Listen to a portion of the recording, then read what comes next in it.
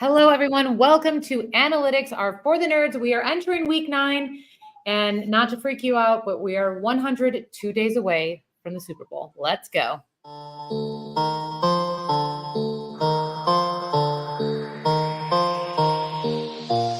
Pick it up, pick it up, pick it up, pick it up. You see the drip, yeah, I'm fitted up. Hop in my car and the giddy up. Secure the bag, yeah, I get the bus. Pick it up, pick it up, pick it up. You see the drip, yeah, I'm fitted up. Hop in my car and the giddy up. Secure the bag, yeah, I get the bus. Pick it up, pick it up. Hello, happy Halloween episode. I'm someone from Forever 21 who's annoying. I'm like one of those window displays. Look at me. How annoying am I?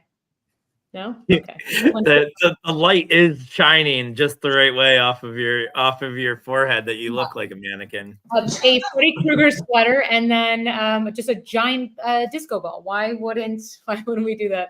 How are you guys doing? Happy week 9. I'm doing all right. I'm already getting texts on the side. People disappointed that we cut out the long intro. Because Allie just wanted to go back to hating on my editing skills. I work hard on that. Well, my dog is going to bark at us. Oh, he's barking at the disco ball. Stop. Okay, I'm sorry. Before I, you know what? It was great editing skills, but we don't need a 9-minute intro. Yeah, I feel like I look at Ryan. Ryan even did the. Sometimes I think people need to know what the best is yet to come. All right, that's Eddie. Let me just look at my our comments. No one responded. Okay, so we're good. Okay, we're good. How are we feeling in terms of Halloween this week? I know you guys are really into the holidays. I'm going as Grimace. I think I told you this, guys, last week. I got trolled. I ordered a Grimace costume. It's figuring worst case scenario, I get to wear it on Halloween with my baby. Best case scenario, though, there would be World Series games on, and I can go out as Grimace and watch the Mets game. And I got trolled so hard by Amazon. It came the day after the Mets got eliminated. But I'm still going to go out as Grimace. Jelena, my child, is going to go out as, I believe, Bluey is in the leader in the clubhouse right now, but she's got some options. All right, Bluey and purple. This is going to be you're like the new age Teletubbies. This is great. I'm very, very happy for you. I invited you. Wait, hold on. I invited you to a house party that was the other day. That was a Halloween party. I went there and I was going to go as Grimace, but it's one of those ones that like have the fan inside, so it like blows up and shit. And all I can imagine is just walking around like a house party, just knocking into people. It's like beers are just falling off of dining room tables and shit.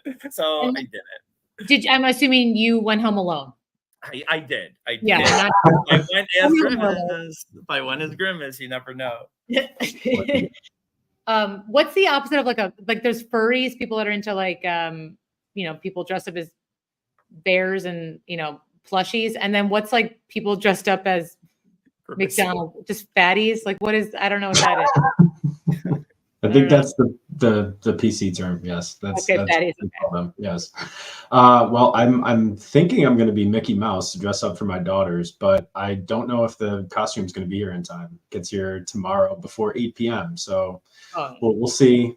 Probably not. But my favorite Halloween costume ever was either Dick in a Box. That's great. And then I also did you do that last year with the kids. What's that? Did you do that one last year? No. Twins and okay. Yeah, exactly. Yes, that was for the kids' preschool Halloween party. And then the next best one was this. Have you ever seen that thing where like it's like a person on top of a baby? Like it's the funniest thing where you have like the inflatable legs and it looks like an old lady is carrying like a baby. It's great. Yeah, it's so much fun. Okay. Wait, Ellie, I'm in my P. Diddy moment. I was like, no, I hope there's not not a freak off. Okay. So if you're not Mickey Mouse, is this going to be, and I know your twins are very little, is this going to be like the first moment they realize dad's not Superman? Like if they're like, no, he didn't set up like that, are you going to disappoint them or they just don't care? I think they're going to be okay. I think they're going to Okay. just be able to handle it. Let's hope. Yeah. But if it really all depends on Mickey Mouse, I think I'm really in for a tough. So we'll see. I'll let you All know. right. All right. Fingers crossed. I will be giving out candy. I was going to be one of those Westminster dog show people that just like somehow rip beef jerky out of their mouth and just like feed it to their dogs for like, and they wear like ugly shoes and then like a very like skirt. So I was going to do that. We'll see. We'll see. I want to know what your best one is. Ryan gave us two of his best. Oh, your best ever, and I can repost this on our social media. But my best ever was Kris Jenner, and then my other favorite one. And if anyone's listening right now live, and you have to dress up tomorrow and you don't know what to do, my favorite is a real estate agent. You just wear a blazer and you just cross your arms and lean against someone. It's like very fun because that's all they do. Ugh. Stop. Okay. And then just on Hey Fam. Yeah, that's and so you would do it. You're a good Kris Jenner. I don't think I've ever seen it. That would be good. I will. I had a wig. It's really good. Yeah, it's not like there's like, and we always, people talk about this. They're either like hot. There's like girls that dress hot for Halloween, and there's girls that dress like freaks. Like I didn't dress up like Kim. I didn't do a Chloe. I was like, I'm going to be the mom with short hair. Like, so I went Kris Jenner. It's fantastic. But I'll post it. I have a Halloween hot take that you'll never believe, and I know in 15 years of friendship, both of you guys will sit here and be like, I didn't know. You're not. I have never liked Halloween, and the reason specifically is because I hate the fact that it's a reason for everything to be slutty, and you would think that I would like the fact that everything becomes slutty on Halloween, but I don't. I judge them. And I do remember seeing that picture, and it did crush. Wow. You did crush. Good. But you're listening. It's just me looking like a 68-year-old woman with Botox. I've not done anything to my face. I use my wrinkles, but it's there you go. That crush. Yeah. That absolutely crushed. Yeah, so you like conservative women. All right. I just don't like that it's the reason for like you said, it's either one way or the other. But I'm not a fan. I one year went as the Riddler. It was the only year I really dressed up. But so my buddy said I know what to do. So we went to Walgreens and I got one of those leotards, like full body suits, and not Walgreens, Walmart. And they only sell them in white.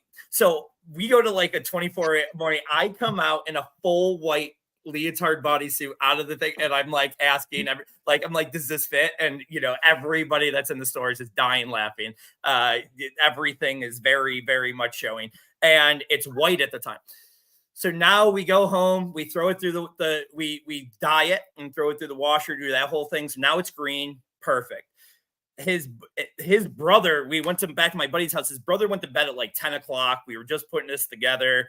His brother wakes up at like 5 o'clock in the morning, goes to work, and I'm laying on my buddy's couch. His brother's leaving for work, and he's drawing question marks on my ass because he's doing and filling in with a marker. So, I mean, it was so homemade. It was I won. Andrew Peters, former Buffalo Sabre, voted us the winners that night. He went as Batman. I went as Joker.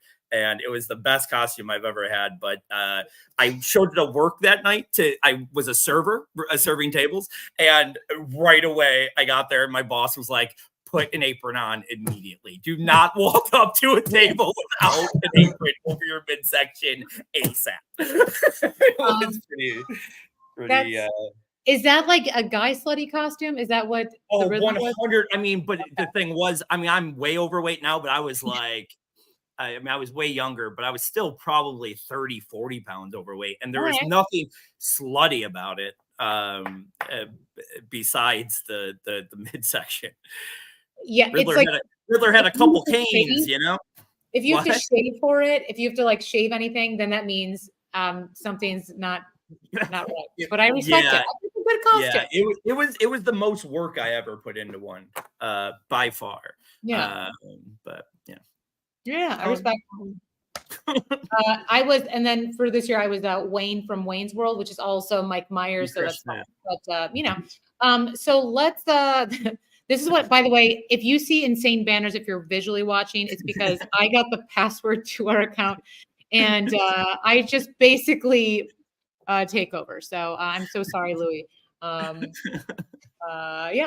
And then anytime Ryan talks now, it's the miracle clock. So the lawyer is on call. Okay. So we have a very exciting week in pop culture with this week's Everything and Nothing. And it's really just about heartbreak. And I can't wait to talk to you guys about it. And I know we like talked about a little bit just between the three of us texting yesterday. But the big news is that Gisele Bündchen is pregnant with her. No one's saying he's hot, but no one's not saying he's hot because it's against Tom Brady, but her boyfriend's baby. So Gisele Bündchen is having a baby and it's not Tom Brady's. Then Tom Brady, my favorite thing is that after she announced this, Tom Brady posted this beautiful sunset with the caption from Landslide, from Stevie Nicks' Landslide. And very sappy, very emo. And Tom Brady is sad. What's your take? Louis, I know you're a little sad. I'm going to give it to Ryan first. Ryan, if your partner had Tom Brady's baby, how'd you feel? Go on. Well, let's first analyze the fact that Tom Brady, when I heard that he supposedly posted this landslide, Instagram pic, I mean, that is like textbook 101 going through it. I mean, man, you are really trying to tweet through it there or post through it. But what is he doing posting the Dixie Chicks version of that song? I mean, what a horrible call. I mean, that honestly ruined it for me. If I was Gisele and I saw that, I'd be like, wow, he still has horrible taste. Like, how could you not pick Stevie Nicks and her version there? But that aside, I mean, I kind of feel for him a little bit, right? I mean, it's pretty lousy, to find out, that your jujitsu teacher that your wife was going to while you were still, in a marriage, that's now they're having a child together. So, I mean, I guess I kind of feel bad for him, but he honestly took away all of that goodwill by posting that picture, which is just hilarious. And the hearts and the sunset. I mean, man, that guy. Yeah, I know Louis, I feel like might be crying under his sunglasses. I think he hit him really hard. Listen, it's so insane because there wasn't a day that passed during this guy's playing career that I wished some of the worst pain I've ever wished upon people. Like, while he was playing, I wish, I would make jokes about wanting him to sprain his ankle or, get in a car accident, and not really die or get hurt bad, but just not be able to play football. I would make jokes like that all the time. And trust me, those were the jokes I made in public. Imagine the things I thought in my head when he was playing. I did not want that. I hated him so much. And when I tell you, I call it the divorcee in me, but man, I am in my feels. That is the worst. I can't imagine what he's going through. You got to be deep down if you're Tom Brady, and like Ryan said, you're throwing out some Dixie Chicks quotes, man. There was no way that he did that thinking oh, I'm not going to get shelled for this, and that means he didn't care. And that means he hurt enough that he wanted everybody to know. And that hurts me. It hurts me that he hurt so bad that Dixie Chicks was where everything bothers me about the situation. I know he's heartbroken. He'd probably be crying if he had real human tears or was able to move any muscles in his face. But yeah, there's going to be a lot of dirty-footed, flip-flop wearing Florida girls trying to console him. So at least he has that. There's, oh, I know, poor buddy. But best wishes to Gisele. So let's move on to more football. Dude, that kid in like 15 years is gonna kick his other kid's ass. Because you're like it's a jitsu kid. Like that kid's gonna go be whooping like the 22-year-old's ass. Like Yeah. when you're like 13. Oh, it's so great. It's very interesting, and I love that. I don't know. I like we've all listened to him announce, and it's like he was announcing the Bills game. Very, very painful to. He's just like is just in all caps or something. I don't know. I'm not going to criticize him. He's going through enough. I will criticize him later. But okay, so moving on to his former head coach, Bill Belichick. It is the holiday season, and Bill is still in the news. I don't know why. One is he still has a hot girlfriend, and he has an ex-girlfriend, also very beautiful. And his ex-girlfriend dressed up like Kill Bill. She was like the Uma Thurman character. His ex-girlfriend he dated for over a decade, and she has like old face, young hair. So it's like that weird look where she's like, huh? So she's super, super beautiful. Again, young hair. And his new girlfriend is what? I was gonna say 15, but she's older than that. She's like 22, 3, and old enough to vote. And she dressed up as like in a rebuttal to his ex dressing up as Kill Bill. She dressed up as Bill Belichick in his Bill Parcells Giants outfit days, where it's like short shorts and a crop top. But I don't think Bill Belichick wore a crop top that I'm aware of.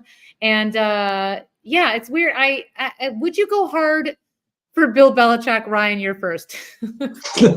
In my Halloween costume, if I was dating Bill Belichick, would I go hard in a couple's costume? Would you go crop top Bill Belichick, Bill Parcells Giants Day, or would you go cut off sweatshirt Bill Belichick, or would you go Kill Bill? I would definitely, I'm not even a Star Wars fan, but I would go cut off hoodie Bill Belichick, that he has his hood up and he looks like that evil, like that. That's what I'm going as. That'd be a great dig as a girlfriend too, right? Like if his girlfriend dresses that up and like kind of makes that like funny and like sexy. Sorry, Louis, sorry if she makes it a little sexy, but she's 20 for 24 so that it's fine. It's fine. She can do that. That's what they do at home. Paint your face to look like a worm and then just have hot body. Totally. Exactly. I know what my Bill Belichick would be. It would be I would go find a really hot 22-year-old to go out with. And then when everybody was like, oh, what are you? And I'm like, I'm Bill Belichick, bitch. I'm with a hot 22-year-old. And that was the Bill. But see, I was nice to Tom Brady. And I said that really nice thing about slutty people on Halloween. But there's Louis. I think like Bill Belichick still is with his like younger girl. I think amen. Go do it, Bill, or William. I don't know. She probably calls him Will. She's that person that probably is like William, right? She probably is, which I respect. I love it. But I do think I would if I was. You think she calls him William to like accentuate how much older he is? Like that's like a true thing. Like 72 technically. No, I think she goes the other way. I think she calls him Billy to try and make him sound like, that's way more likely. Billy over William, just like less weird. He's young at heart, Billy. I know, but you'd call someone William if they are young and you want to make them feel older. You call someone Billy if they are old and you want to make them feel younger. Meeting the parents who are only 51. She's like, Dad, Mom, here's Billy, and they're like, okay, both come here, and they're like, oh, he's wearing like a crooked hat, like Nike shorts. He dresses up like Creed in The Office when he has like the slicked hair, like the jet black dye. But he's still wearing his New Balance 505s. We're okay with that. Oh my God, that's all this time she had only told her parents that she's dating this guy Billy, and they meet him. It's Bill Belichick. Oh man, sorry, too good. So good. So dry. We can still talk. Okay, we'll do another. We'll do another Halloween costume. So our dear San Francisco 49ers, we've got Olivia Culpo, who is a stunning former Miss Universe, and she's married to injured Christian McCaffrey. She went up as Dorothy, and he went as the Tin Man. And do you want me? I have a picture if you want to see the look of sadness. Again, if you're an audio listener, I want you to close your eyes and think of a man who looks sad and was like, why am I injured? And why is my wife so hot that I would dress up like a Look for Less astronaut?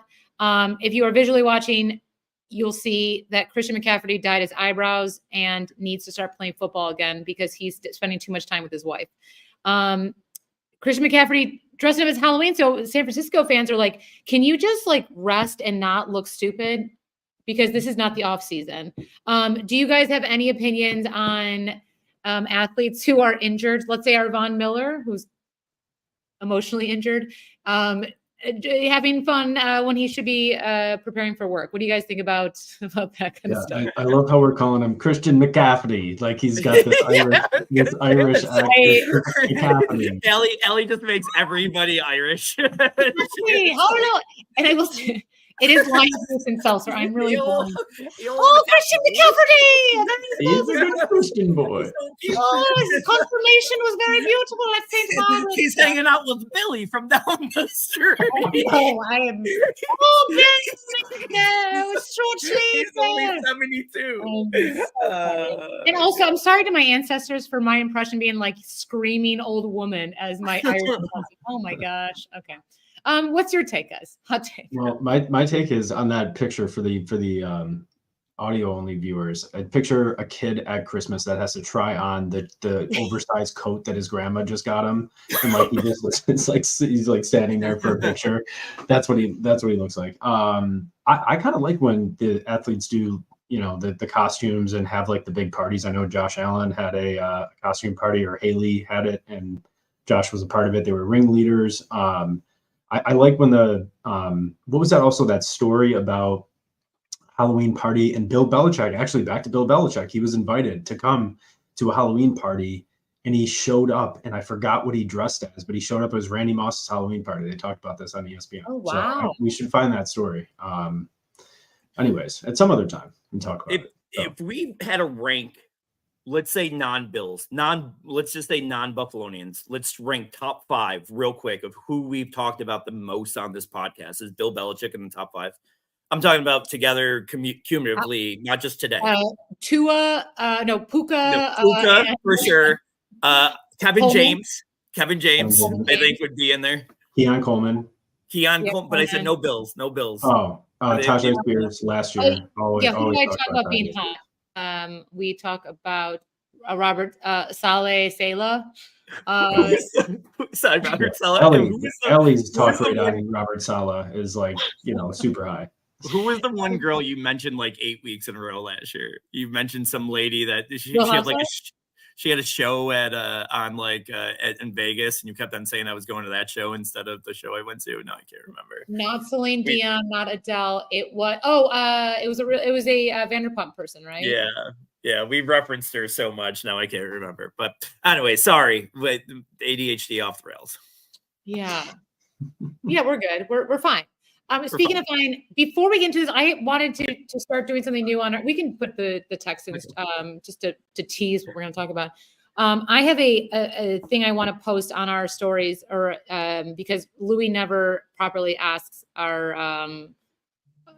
end of the draft questions. But is it weird, because we just talk about dating and stuff?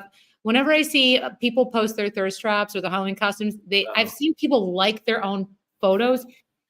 Is that really weird, or is that psycho? Is that normal?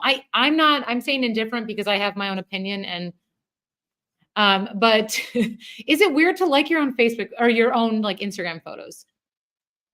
I'm going to go and say, I'll start here. I think 90% of it is mistake, because I know every time I do it, it's a mistake. Okay. Like because I know I've done it, and then I'm like, God damn it. Now people like, at least for like the next 5 minutes until someone goes back in the app and refreshes. Like if anybody is going through at that moment, even if I unclicked it, to you, it's still going to show that I liked that 5 minutes ago because you haven't refreshed your page yet. So like, even for that 5, I'm like, God damn, I made a mistake. Sometimes I do that with other, girls' pictures I'm checking out from 3 years ago. That's always awkward. That's a yes. Okay. And yeah, that's a yes. All right. I don't know. I think most of the time people do it. It's intentional, and I don't think I think social media is like not really that serious. So I'm not going to have like a strong take on this, but I think it's kind of. I wouldn't do it myself. I think it's kind of Yeah. weird. All right. If you're doing it intentionally. If it's an accident, I get it. Okay, just wanted to clear the air and just didn't think because I think it's kind of weird. Okay. Sorry, All right, so let's talk football. Let's talk football. All right, big games this week, week 9. We're going to talk about the big ACL Texans and Noodle Arms Jets. Let's talk about, we've got this big game. Obviously, Stephon Diggs, torn ACL, and 6-2 Texans, 2-6 Jets. What do you got? Let's go, Ryan. Well, I was actually very surprised to hear and learn that the Jets, if I'm not mistaken, are favored in this game by 1.5. If that's still the line, we'll check. But I still believe that the Texans are a better team than what people are giving them credit for. I know it's weird to say about a 6-2 team, but a lot of people are kind of calling them paper tigers, and I just don't really buy that. I mean, I know that CJ Stroud has not had his best year. He's certainly not paying off a 6th round ADP, but I mean, he's still, I think, one of the best young quarterbacks in the game. And I think you can see that. So, this week, I still think I'm taking the Texans. I mean, I'm expecting production from Tank Dell mostly, and Joe Mixon. I mean, the offense is running through Joe Mixon. It's probably going to continue to run through Joe Mixon. On the Jets side, you're going to get a lot of targets for Devontae Adams and Garrett Wilson. They'll probably pay off with the PPR, 14 to 18 points, and that's it. I think, Brees is a fine play. I'm staying away from Rodgers if I can.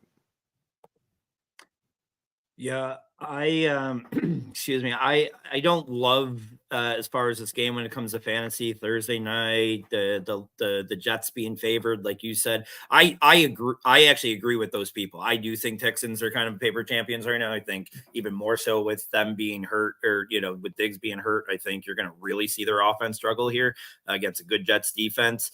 I do think the Jets win.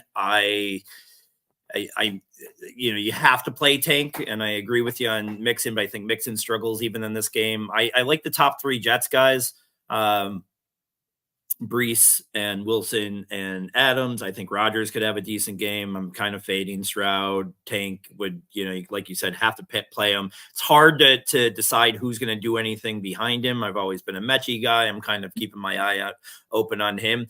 And I'm kind of fading Mixon. Again, it's hard to fade him because he's considered a top 10 back right now, but I don't love his matchup here. So I think it's going to be a low scoring game that the Jets win. Yeah. All right. Next up, we have the 2-6 Patriots versus the 1-6 Titans.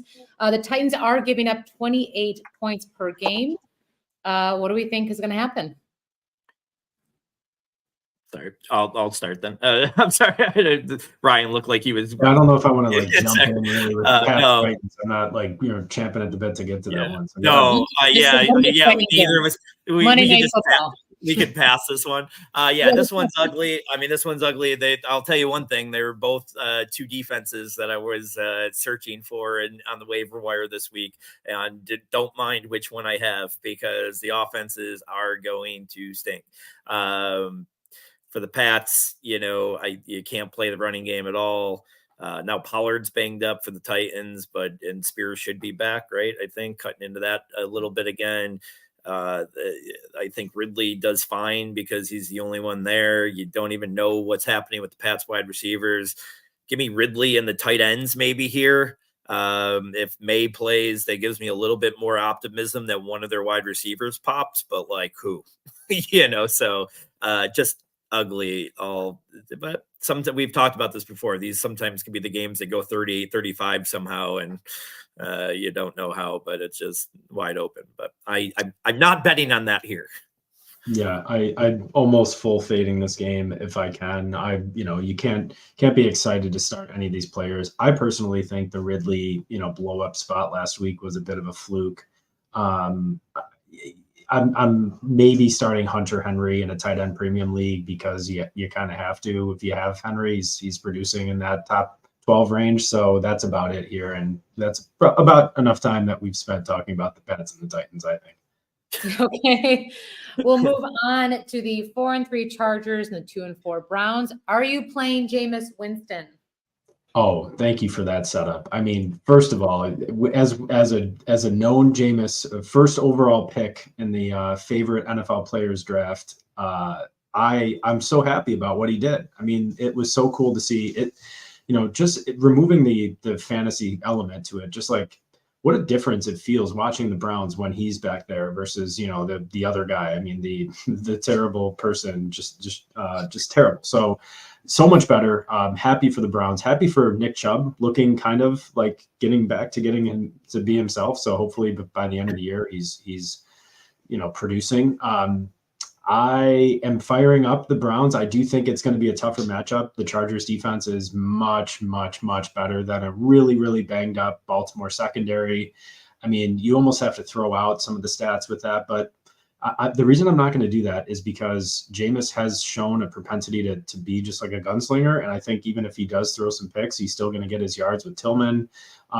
Elijah Moore, Louis, great call, picking him up last week, preaching that. I think that was a really good, smart call by you. And then on the Chargers side, Justin Herbert's playing really well. I really like kind of the way Jim Harbaugh is getting that team to play. It hasn't really been huge for fantasy other than, Ladd McConkey last week having a big game. But I kind of like this game this week. I wouldn't be surprised if this was a bit of a darling of a game for fantasy purposes. And maybe you do want to start multiple pieces from this game, because it's a consolidated tree kind of on both sides, right? You have McConkey and that's kind of it. And on the other side, you have Tillman, Moore, and Njoku. So it's pretty good pieces on both sides. Yeah, I'm going to be the total opposite here. I am fading this game, Brian, and I'm big on Jameis. You know that too. Like I started him in a couple really big spots last week, expecting just we both wanted to play him big last week. He had the perfect spot. This week, I agree with you. It's a way tougher matchup. The over-under is only 43. They're an underdog at home against a so-so Chargers team. Like, I didn't love that. The West Coast team traveling to the East Coast, coming off of a big win where their offense looked good. I thought they'd be a 2-3 point favorite. They're a 1.5 point dog. That scares me. Over-under is way too low for, two teams that can do it. I think you're going to see kind of a running matchup, and, maybe that shows a little bit more Chubb. Dobbins, I think, is going to have a rough go at it. I'm almost wanting to call a Vidal game here, and not so much in like a running sense, but because they're going to needing to be looking for different ways to get people the ball. And I think Vidal might get some catches out of the backfield and maybe have a decent game there. The wide receivers, again, the Browns are going to be, I know everybody wants to ride Tillman to the moon, and maybe I don't because I wasn't there. I definitely went to the secondary. I went to Elijah Moore because I knew he'd be cheaper. And so maybe I don't want to jump on that wagon just yet because of that. But I just can't see. Obviously, he's not keeping up last week's production. And I just don't know if you're not going to see a game where he goes 3 for 18 and, and donuts almost. So be cautious with this game this week. I will be. Although I can't wait to play Winston more this year, I think. And I do think you make a good point that even in a losing effort, he can still score some points. I'm a little bit worried about this game for them. All right. Saints versus Panthers. Saints are 2-6. Panthers are 1-7. The Panthers rookie running back, Jonathan Brooks, is potentially starting his first NFL game. There is no Rashid Shaheed, and Derek Carr potentially will start. He did practice today. What is your take? So, I thought, so with the Saints, sorry about that. So the Saints, I think it's good for Olave, of course, with Carr coming back. I mean, there's really no reason why Olave should not be one of the biggest, target earners between now and the rest of the season. What do the Saints have to lose, right? They're going to be a lot of potentially negative game scripts. Plus, you have a Panthers secondary that is literally the worst against, this against the pass, right? So I'm starting Olave if I have him. If I'm in a pinch, I'll start Carr, but you probably have better options. Kamara, I'm backfiring up if Carr is in there against this really, really weak Carolina team. Kendrick Miller, if you're in deep leagues, maybe gets a little bit more run. He's starting to get a little bit more over the last couple of weeks as he's getting healthier, but be cautious with him. On the other side of the ball, they have finally now agreed to go back to Bryce Young, which I think is probably the right decision given that your future is not going to be with Andy Dalton. On the fantasy side, I really like Jalen Coker. I do think that he was on my radar a couple of weeks ago because he was starting to flash and earn targets in a way. And I think when a rookie does that, especially one that went to, I think he went to Old Dominion or something, some smaller college, and he's doing this from an early stage. I think he's going to be a thing in the league, at least as far as a role player or contributor. So I'd be fine firing him up. The Panthers are going to have to throw, and somebody's going to get those targets, and why not Coker?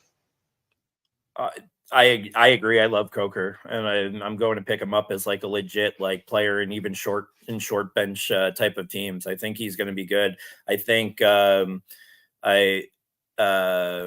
I think we also are going to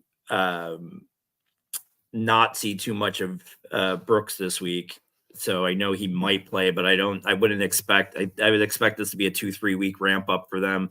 Leggett to me is must start almost. There's not many players that he's a top 15 wide receiver for me right now. He's really boomed up. I think he's showing that he's their clear number one without Thielen there. He's a touchdown monster. I think Young is going to be allowed to throw a little bit more and in a lot of losing game scripts. Leggett to me is put him in every lineup as we can. The running game again until we see what Brooks's role is. I'm hoping that he does some contribution here towards the end of the year. And the Saints, our friend Carlos Sriracha, who's been on the podcast quite a bit, has said it perfectly today in a chat that I was in with him. He's a lot. Carr's back, so you could bench Olave. There's not too many guys you can say that about it when a star receiver gets their starting quarterback back, but Carr and Olave really don't have that.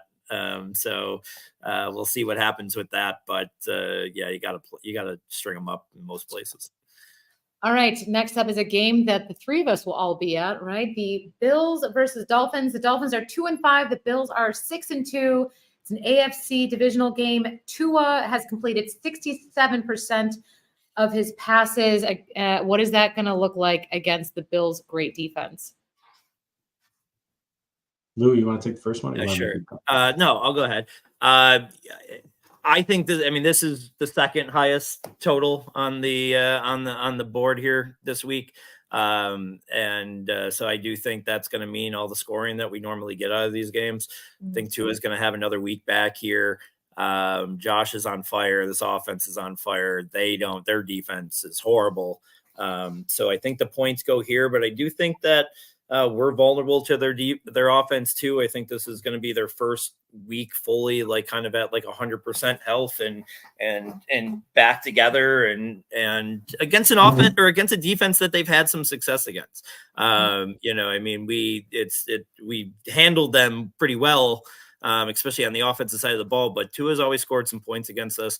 I think I expect really big things. I'm firing up probably, I don't know. There's not too many guys in the top, the top both running backs for Miami, probably two running backs for Bills you can justify. You can probably justify Cook and Davis here. You can probably justify the top three wide receivers on each, or at least top three wide receivers for the Bills, maybe both Hill and Waddle for them. Points. I think that's what you see in this game.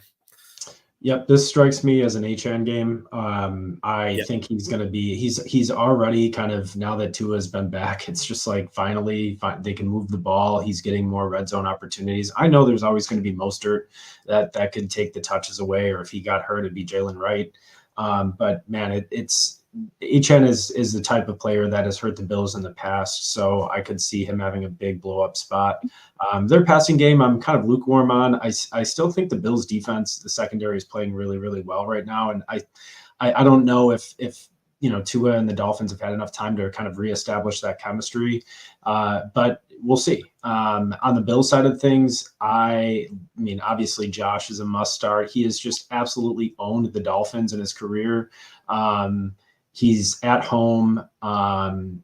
You gotta love the trust that he's building with Keon Coleman.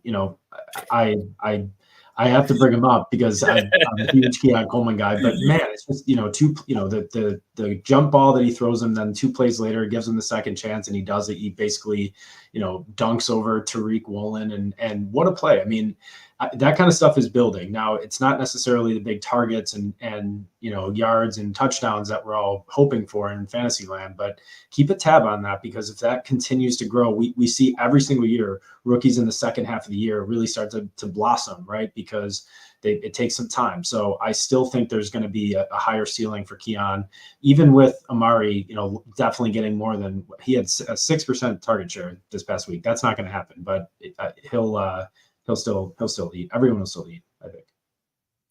All right. Next up, we have Cowboys versus Falcons. And Ryan, I know you're going to love this. Falcons have won 4 of the last 5 games, and we've got Bijan and Kyle Pitts. What are we feeling? Who are we playing? You can never admit that you're wrong in fantasy. You're just early, right? That's what they say. You're never wrong, just early. So my predictions on the Falcons this year, they're all back on. Okay.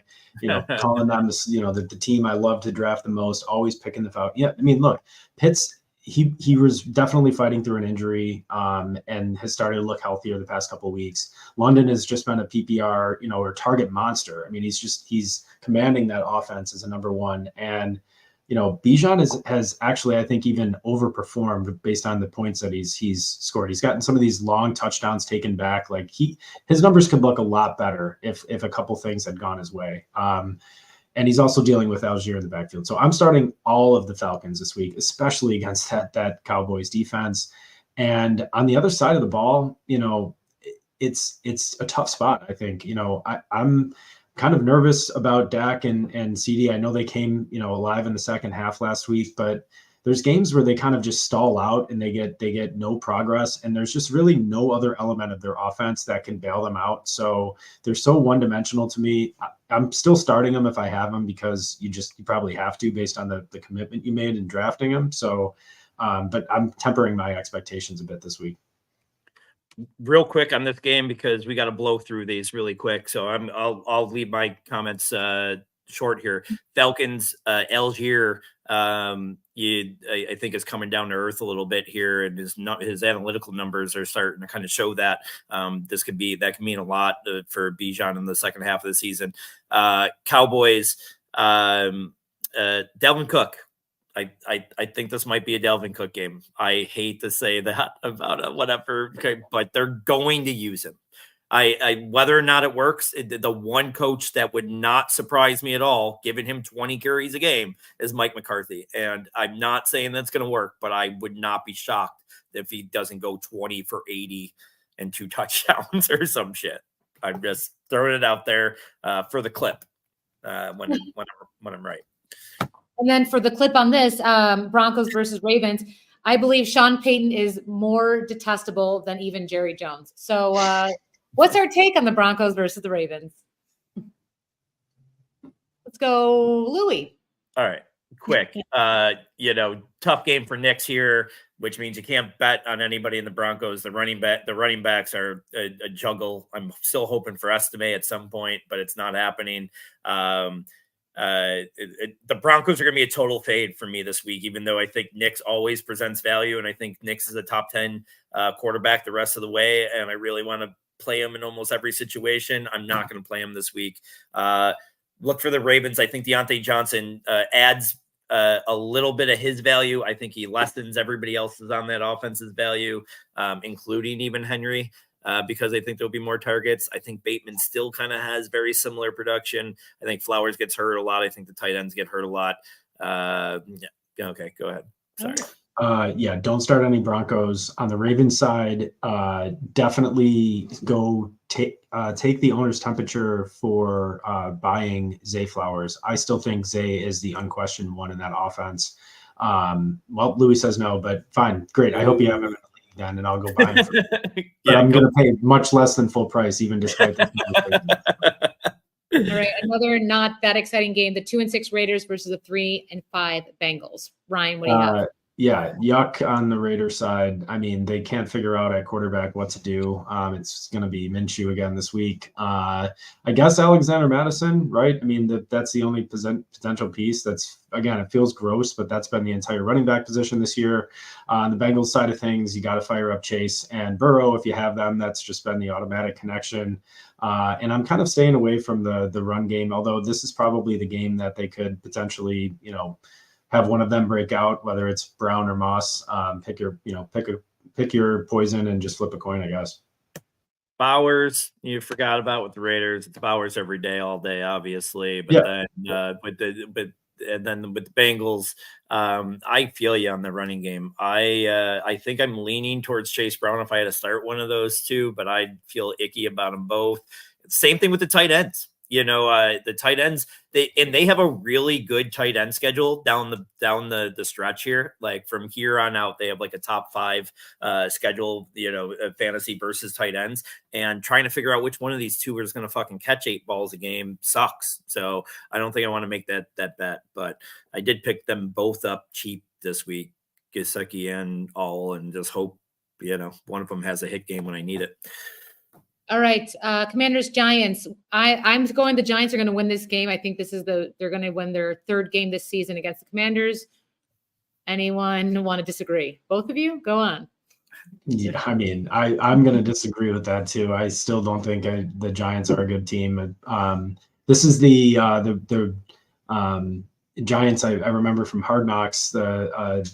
Joe Shane's son was the one that told him he should draft Jaden Daniels, and it turns out he should have listened to his son because that would have been a really good move for the Giants. But I'm starting Jaden Daniels, of course. You're starting him. Brian Robinson, I'm also starting. I think he's going to get enough touches and has been producing pretty high floor. And on the receiving side of things, I'm definitely going to fire up McLaurin. I guess Ertz is still a thing. I can't believe it, but he still is a thing. On the Giants side, I love Tracy again. I mean, he's definitely, although he's in concussion protocol, so it's unsure if he's going to play. If he does play, you got to fire him up. He got 20 touches to Singletary's 2 last week. And although I don't think that's going to stick going forward, I still think he's an unquestioned RB1 now, as I predicted in the offseason was going to happen. I will say, if anybody comes to me for financial advice over the next few days of how they should make quick money, I will tell them to put all their money on the Giants, because Allie makes very few predictions, but every time she does, it hits. So I'm going to be looking at this game completely different. But remember the game they saw with each other earlier this season, it was 23-18. And so I just think the Giants they're trying to get that 3rd win. Well, you're right that in the divisional games, you're right. They're always a bit different. It's just like any divisional opponent. It's a tougher game. So I'll quickly say, out of everybody in this game, Wan'Dale. I just think Wan'Dale is becoming a value, not in just we are a dynasty podcast, or we were at one point. So I do try to talk about dynasty value, and Wan'Dale I think is still a really good value in dynasty right now, and I think he's very undervalued in redraft. So I still think you should be putting him in most of your lineups. All right, Bears versus the number 1 team in the NFC West, the Cardinals. What does their hot streak look for this week, Ryan?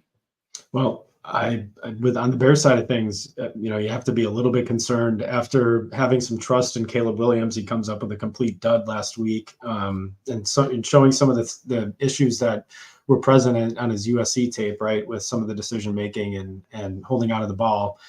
So I'm a bit tentative with the Bears. I still think Swift is a good bet this week. I don't know what happened with my camera, but there we go. It's a different camera. I don't know what happened there. On a side note, with the Cardinals, I'm good firing up. James Conner, I'm back in with Murray a little bit. I still think he's got, a good top, back end QB1 upside for the rest of the season. And then on Harrison, it was a really good game, but I'm still a little concerned that he's not going to be able to sustain. I think it's like 20 yards per target on that great game. So just beware. Might be a time to sell him if you want a season long, not in Dynasty. Real quick, the Dodgers were down 5-0 going into the top of the fifth and scored 5 runs to tie it up. So it's 5-5 now in the World Series game. That's crazy. And then just this game, I expect a lot of scoring. I think Odunze is finally starting to come in a little bit where I'm pushing him past Allen in that offense as far as targets and what I expect from them. And even, they didn't work, but they were trying to give him a couple reverses last week and like a couple rushes to get him more touches. I think Odunze is going to be a sneaky play here this week. And for the Cardinals, fire up, their top 3 guys. Let me ask you a question. I know we're running late. We'll do it 30 seconds the rest of the games. Benson, is it going to be a thing? Because I really need him to be a thing this year, and I don't think it's going to be a thing. Unfortunately, no. Do you think he's even a thing if Connor gets hurt like Nope. that? I don't even know. Yeah, I don't know if it's not DeMarcado and and kind of just the same role as Benson, even if he got hurt. I was not expecting it to be Benson based on his draft capital, but every year we have those types of running backs where there's, you expect that at some point they're going to take over, and it just is not going to happen. They're going to platoon that situation. It's not. I'm kind of out on Benson for the rest of the year. Let's name one guy each from every game. One guy that we should be starting. All right, Lawrence, Bigsby, Thomas Jr., Hurts, Barkley, Brown. Who are you playing out of those 6?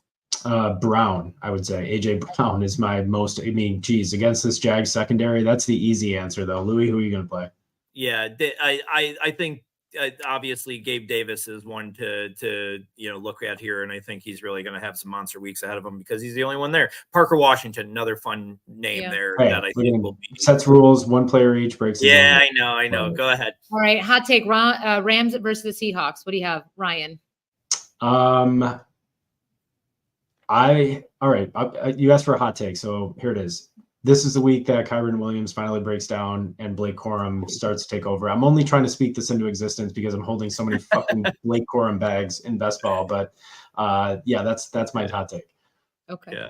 Lou? Seahawks. JSN to the moon right now, right? Especially with Metcalf out, like this could be JSN. JSN had a really good quiet game against the Bills. He's the man here. All right. We've got Lions versus the Packers. Jordan Love. Look at him. What do you got? Not, right? Still maybe not. Still maybe not. A groin injury, questionable. He said realistic. He thinks it's realistic that he plays, which whatever. What is he going to say? What a man. Yeah. Okay. Ooh. I'll go first here. I'll go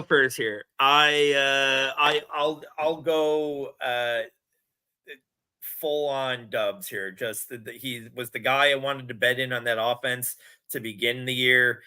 He's already kind of showing his dominance in that offense. How does that change with Willis? If Willis is in, I don't know, but Romeo Dubs is the guy that out of all 4 of those guys, I'm starting with confidence every week. I'm going to go with, in this game, I'm going to say it's a Gibbs game. I just love the running backs, pick one, could be either one, but I just expect Gibbs to have a big role in the passing game.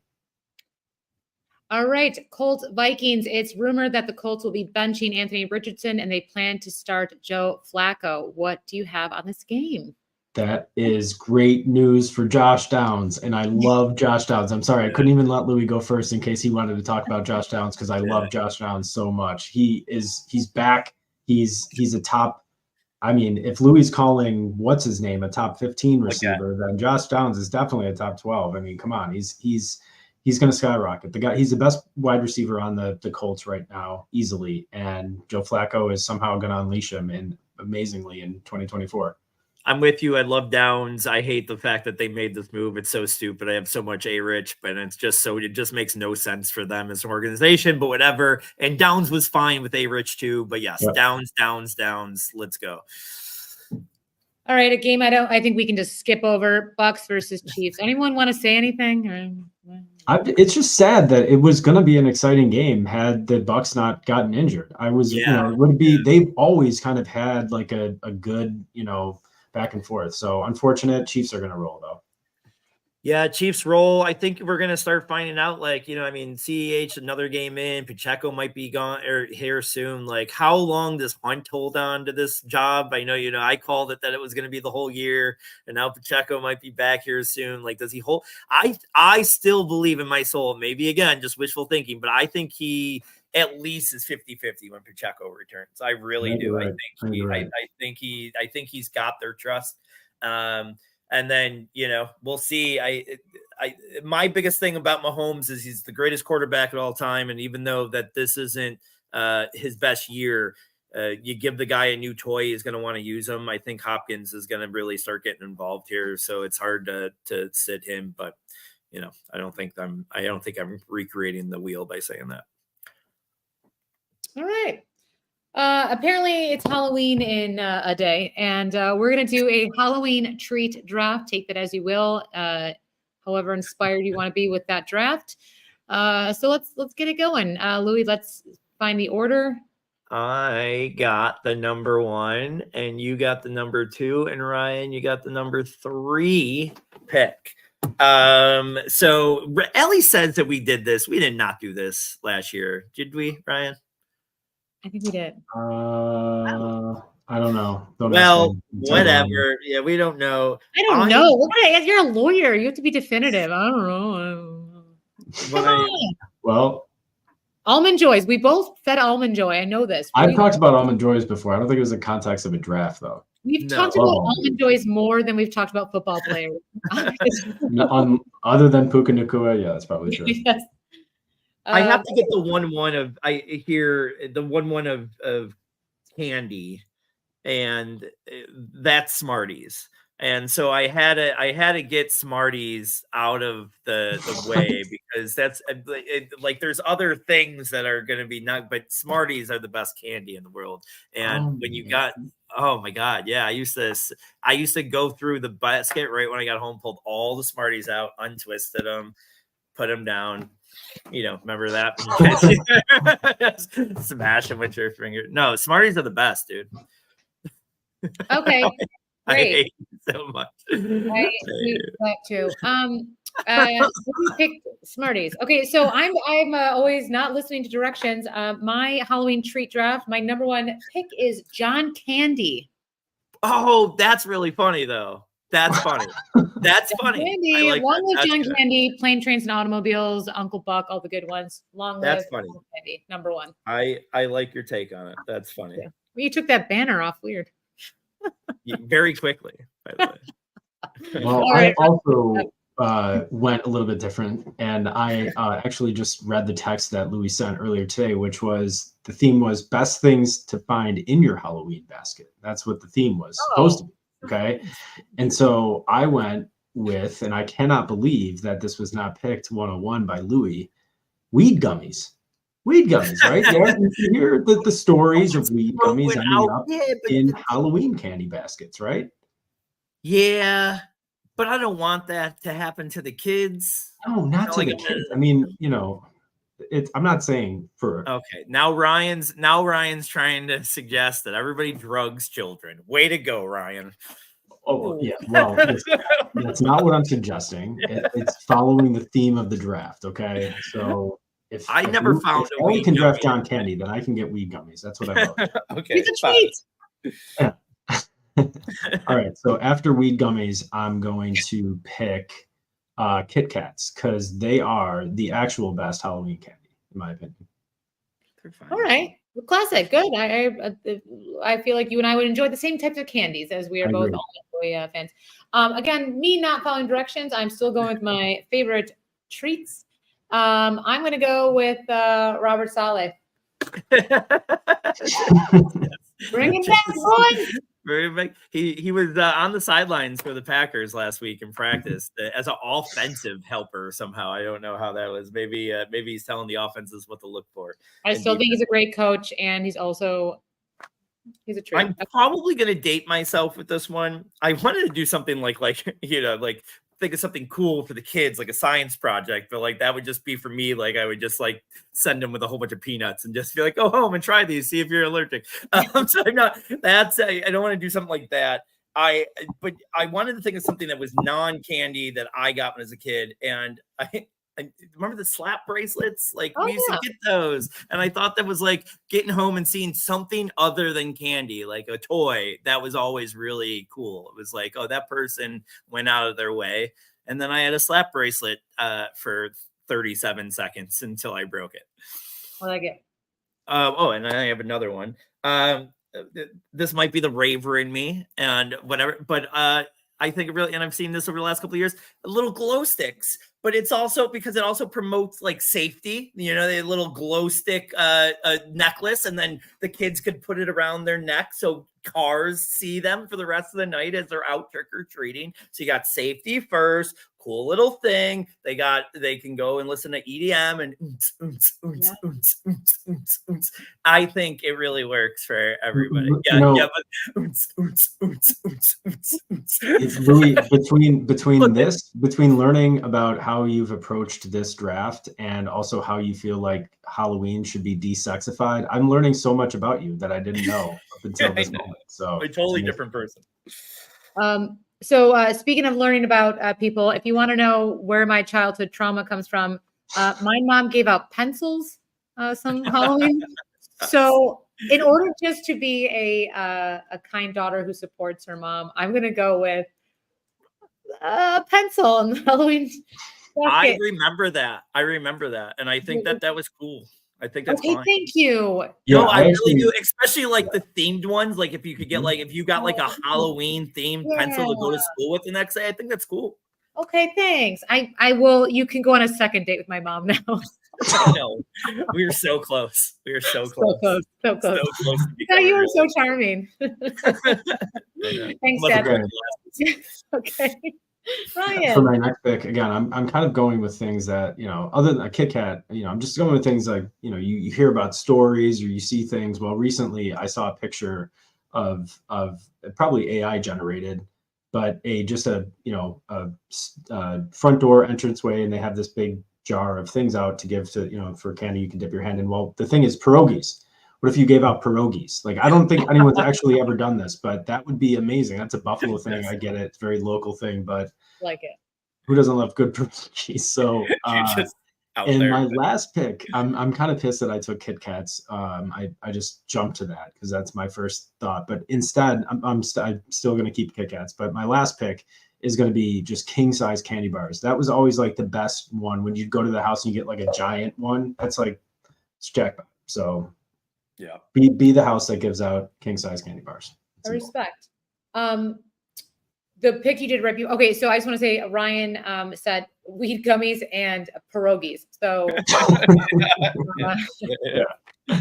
okay. So I'm gonna go with my classic Halloween treat. And Ryan and I are the only people on the internet that agree with this, but long live the almond joy. It's so good. It's like it's delicious. You can pop the almond out, get a little protein. So good. It gets stuck in your teeth or behind your wisdom tooth hole. It's so good. Did you get them? But long live the almond joy. Candy. Never mind. They're Baby Roots. All right. So I hate Baby Roots. I thought it was Roots, but I hate Baby Roots. I have a bag of candy, and the only ones that are left are Baby Roots because I hate them. I thought it was healthy, but it wasn't. All right, I'll tell you what wasn't like raisins. Go fuck yourself. Go fuck yourself so fucking hard. So good. No, that was when someone gave us the little red cartons of fucking whatever those things are. Raisins. I wanted to go fucking toilet paper their fucking house the next day. Get the fuck out of here with your dumbass raisins. I could shit just fine. I'm fucking 5, dude. Yo, I listen. That came back to me. That was some childhood trauma because people did that in my hood. 'Cause we were poor in my hood. But listen, I don't fuck around with that shit. Slime, you're dumb. Like slime as a father, don't put any slime in any. I have slime attached to every wall in my house. Fucking never put slime in kid shit, especially if you're not a parent. Fuck yourself. And then bouncy balls too, for the same reason. They come and a ball hits you in the top of the head because off of a thing, whatever. Don't do those. One I really wanted to put in here because that was like the fucking gold mine when we were kids was Capri Suns. Like someone would throw you a Capri Sun, you're like, yo, this is fucking what? But You got that in your Halloween basket? Yes, when I was a kid, there was a house that would give out Capri Suns, and they were the shit. We were like rushed to them.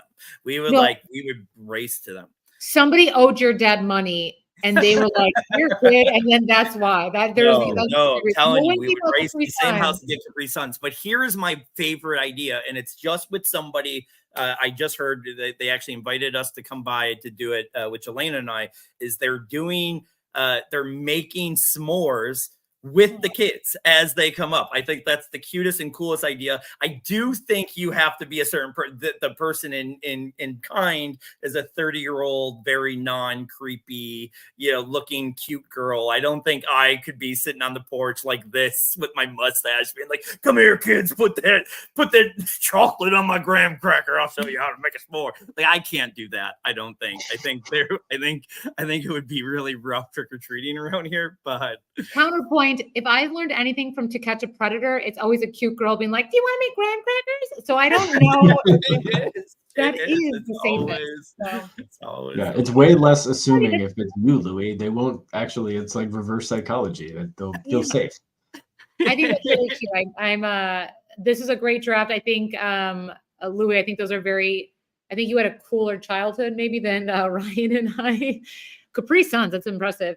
Great drafts. Jake was listening and says, my wife does a hot chocolate bar for our neighborhood. That's amazing. That's someone who pays a lot of money in taxes. That's what. yeah. Like we don't know those type of people, Jake. Sorry.